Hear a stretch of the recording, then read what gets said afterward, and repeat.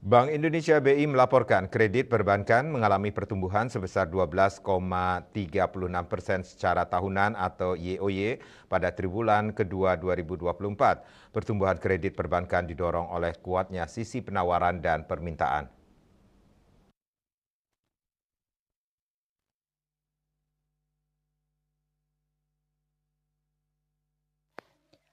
Gubernur BI Peri Warjio Rabu 17 Juli mengatakan pertumbuhan kredit pada triwulan 2 2024 tetap tinggi sebesar 12,36% YoY.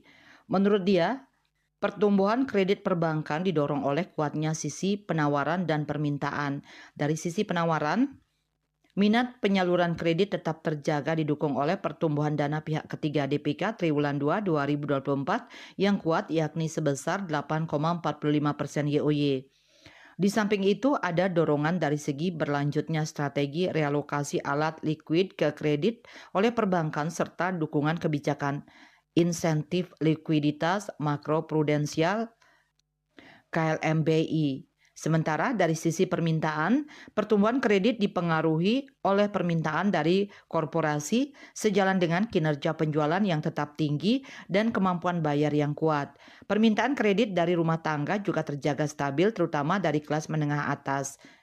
Peri menyebut hal ini sejalan dengan ekspektasi penghasilan yang terjaga. Pertumbuhan kredit yang tinggi terjadi di sebagian besar sektor ekonomi terutama pada industri, perdagangan, dan pengangkutan.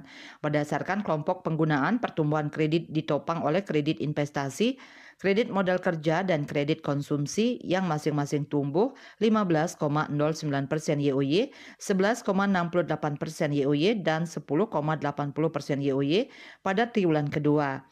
Pembiayaan syariah tumbuh tinggi sebesar 13,61% YoY, sedangkan kredit usaha mikro, kecil, dan menengah UMKM tumbuh 5,68% YoY.